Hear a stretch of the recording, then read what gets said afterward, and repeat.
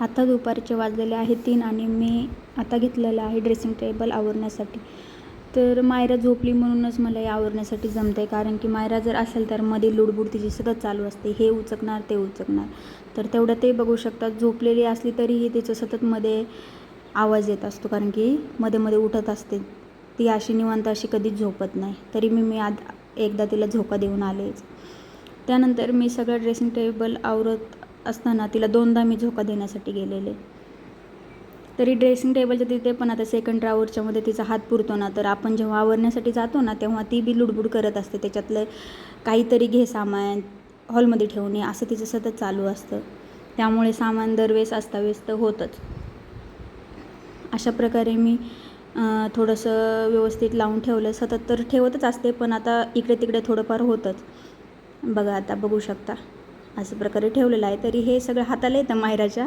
मायरा बरोबर घेत असते. बाबा जेव्हा तिचं आवरायला जाते तेव्हा आणि मी पण आवरायला जाते तेव्हा ती त्यातलं उचकून बाहेर सामान आणतच असते.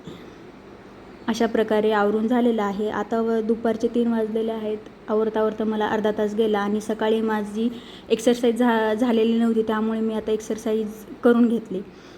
जेवण करून तसे 3 तास 3.5 तास झालेले होते. एक्सरसाइज ही चुकवत नाही मी. सकाळी नाही झालं भेटला टाईम तर दुपारी नक्कीच करते, जेवणाच्या नंतर 3-4 तासांनी. आणि नंतर मग इव्हिनिंगला मस्त असा चहा घेतला. या चहा घ्यायला. चहा तर नेहमी मला लागतोच, म्हणजे इव्हिनिंगच्या टायमिंगला पाहिजेच. त्यानंतर मग आम्ही गेलो मंदिरात. अचानक आमचं ठरलं आणि आम्ही गेलो मंदिरात. मंदिर तर बघू शकता किती छान आणि सुंदर आहे. प्राचीन आणि पुरातनकालीन.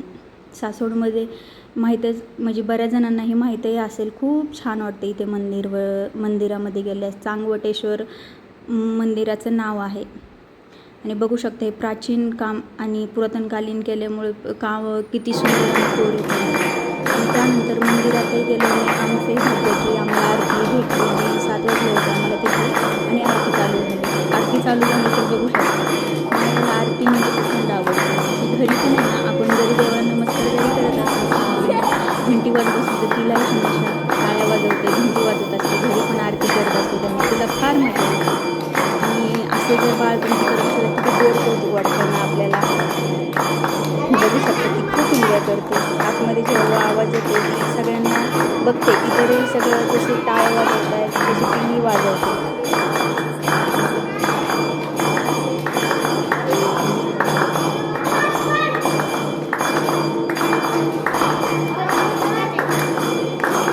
खूप सारी गर्दी होती, कारण की आम्ही संडेला गेलेलो ना, संडेला लोकही फार येतात, त्यामुळे खूप गर्दी. बघू शकता तुम्ही नंदीची तर मूर्ती बापरे एवढी प्रचंड आहे ना, मोठी.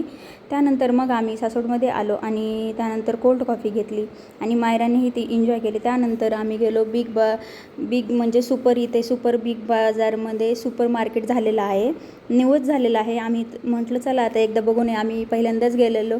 तर त्यांनी बऱ्यापैकी डीमार्टसारखीच म्हणजे त्याची मांडणी वगैरे आहे ती सगळी आणि प्राइसेस वगैरे सगळं डीमार्टसारखंच आहे. आणि इथे बघा मायराही चेक करते. आई जसं सामान घेते तसं तिलाही चेक करायचं आहे आणि सामान घ्यायचं आहे. तिचं म्हणणं आहे तू थांब, मी सगळं बघून चेक करून घेते. खूप एन्जॉय केला तिने. अशा प्रकारे आम्हाला घरी यायला 9 वाजले. सो बाय, भेटू आपण नेक्स्ट मिनी व्लॉग.